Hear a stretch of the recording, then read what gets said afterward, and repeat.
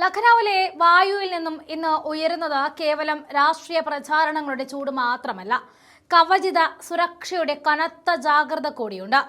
ഉത്തർപ്രദേശിലെ രാഷ്ട്രീയ പോരാട്ടം കേവലം വോട്ടുകൾക്ക് വേണ്ടിയുള്ള ഒന്നല്ല, നേതാക്കന്മാരുടെ ജീവനും സുരക്ഷയും മുൻനിർത്തിയുള്ള വലിയൊരു തന്ത്രപരമായ നീക്കമായി മാറുകയാണ്. സംസ്ഥാനത്തെ 52 പ്രമുഖ നേതാക്കൾക്ക് അത്യാധുനിക ബുള്ളറ്റ് പ്രൂഫ് ജാക്കറ്റുകൾ നൽകുന്നുവെന്ന വാർത്ത രാജ്യം മുഴുവൻ ഞെട്ടലോടെയാണ് കേട്ടത്. ഭരണകക്ഷിയെന്നോ പ്രതിപക്ഷമെന്നോ വ്യത്യാസമില്ലാതെ മുഖ്യമന്ത്രി യോഗി ആദിത്യനാഥ്, സമാജ്വാദ് പാർട്ടി അധ്യക്ഷൻ അഖിലേഷ് യാദവ്, BSP അധ്യക്ഷ മായാവതി എന്നിവരടക്കം 52 മുൻനിര നേതാക്കളാണ് ഈ കവചിത സുരക്ഷാ വലയത്തിലേക്ക് മാറുന്നത്. ഏകദേശം 10 ലക്ഷം രൂപ വില മതിക്കുന്നതാണ് ഓരോ ബുള്ളറ്റ് പ്രൂഫ് ജാക്കറ്റുകളും.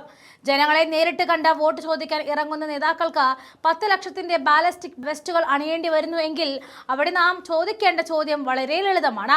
വർഷങ്ങളായിട്ട് സംസ്ഥാനത്തെ ക്രമസമാധാനം പൂർണ്ണമായി മെച്ചപ്പെട്ടു എന്ന് അവകാശപ്പെടുന്ന ഭരണകൂടത്തിന് സ്വന്തം നേതാക്കളെയും പ്രതിപക്ഷ നേതാക്കളെയും സാധാരണക്കാർക്ക് മുന്നിലേക്ക് അയക്കുവാൻ ഈ 10 ലക്ഷത്തിന്റെ കവചങ്ങൾ വേണ്ടിവരുന്നത് എന്തുകൊണ്ടാണ്?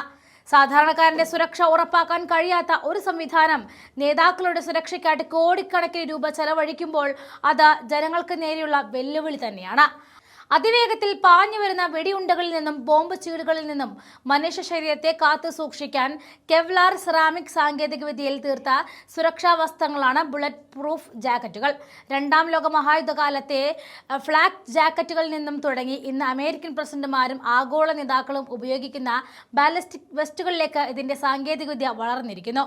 ഇന്ത്യയിൽ മുൻ പ്രധാനമന്ത്രിമാരുടെ വധത്തിന് ശേഷം VIP സുരക്ഷാ മാനദണ്ഡങ്ങൾ കർശനമാക്കുകയും നേതാക്കൾ ഇത്തരം കവചങ്ങൾ ധരിക്കുന്നത് പതിവാക്കുകയും ചെയ്തിരുന്നു. പെട്ടെന്നുണ്ടാകുന്ന ആക്രമണങ്ങളിൽ നിന്നും ആന്തരിക അവയവങ്ങളെ സംരക്ഷിക്കുവാനും സുരക്ഷാ ഉദ്യോഗസ്ഥർക്ക് നേതാവിനെ മാറ്റാൻ നിർണായക സമയം നൽകുവാനും ഇവ സഹായകമാകും. എന്നാൽ UP രാഷ്ട്രീയത്തിൽ ഈ 10 ലക്ഷത്തിന്റെ കവചങ്ങൾ നൽകുന്നത് കേവലം സുരക്ഷാ കാരണം കൊണ്ട് മാത്രമല്ല, വരാനിരിക്കുന്ന തിരഞ്ഞെടുപ്പ് ഭീതി കൂടി കൊണ്ടാണ്. ജനാധിപത്യ പ്രക്രിയയിൽ ജനങ്ങളിലേക്ക് ഇറങ്ങിച്ചെല്ലാൻ നേതാക്കൾക്ക് ഭയം തോന്നുന്ന ഒരു അന്തരീക്ഷം സംസ്ഥാനത്ത് ഉണ്ടായിരിക്കുന്നു എന്നത് യാഥാർത്ഥ്യമാണെന്ന് തെളിയുകയാണ്. മറുവശത്ത് തിരഞ്ഞെടുപ്പ് ചിത്രം BJP സംബന്ധിച്ചിടത്തോളം വലിയൊരു അഗ്നി പരീക്ഷയായിട്ട് മാറുകയുമാണ്. കഴിഞ്ഞ ലോക്സഭാ തെരഞ്ഞെടുപ്പിൽ UPയിലെ 80 സീറ്റുകളിൽ പകുതി പോലും നേടാനാകാതെ 33 സീറ്റുകളിലേക്ക് ഒതുങ്ങിയത് ഭരണകക്ഷിക്കേറ്റ വലിയ തിരിച്ചടി തന്നെയാണ്. തുടർന്ന് നടന്ന ഉപതെരഞ്ഞെടുപ്പുകളിലും സമാജ്വാദ് പാർട്ടിയുടെ നേതൃത്വത്തിലുള്ള പ്രതിപക്ഷം BJPയുടെ ശക്തമായ കോട്ടകളിൽ വിള്ളൽ വീഴ്ത്തി. ഈ രാഷ്ട്രീയ തിരിച്ചടിക്ക് ആക്കം കൂട്ടിയ പ്രധാന ഘടകം BJPയുടെ പ്രധാന രാഷ്ട്രീയ ആയുധമായിരുന്ന അയോധ്യയിലെ രാമക്ഷേത്രവുമായി ബന്ധപ്പെട്ട് പുറത്തുവന്ന വൻ അഴിമതി ആരോപണങ്ങൾ തന്നെയാണ്.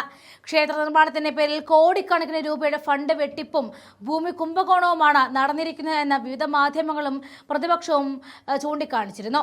പ്രധാനമായിട്ടും 6 വലിയ അഴിമതി ആരോപണങ്ങളായിരുന്നു ഈ വിഷയത്തിൽ ഉയർന്നു കേട്ടത്. ഭക്തരിൽ നിന്നും പിരിച്ചെടുത്ത 1400 കോടിയോളം രൂപ VHP സ്വന്തം ആവശ്യങ്ങൾക്ക് വകമാറ്റി എന്ന ആരോപണം, രാമശിലകളുടെയും സ്വർണ്ണ വെള്ളി ആഭരണങ്ങളുടെയും ദുരൂഹമായ അപ്രത്യക്ഷമാകൽ, 2 കോടി രൂപ മാത്രം വിലയുള്ള ഭൂമി മിനിറ്റുകൾക്കകം 18.5 കോടിക്ക് ട്രസ്റ്റിന് മറിച്ചുവിറ്റ ഭൂമി കുംഭകോണം, വ്യാജരേഖകൾ ചമച്ചു നടത്തിയ ഭൂമി ഇടപാടുകൾ, ഓൺലൈൻ വഴി നടപ്പാക്കിയ പ്രസാദം അഴിമതി, 800 കോടി രൂപ കണക്കാക്കിയ നിർമ്മാണ ചെലവ് വ്യാജ ബില്ലിലൂടെ 2200 കോടി രൂപയായിട്ട് ഉയർത്തിയെന്ന SIT മൊഴി.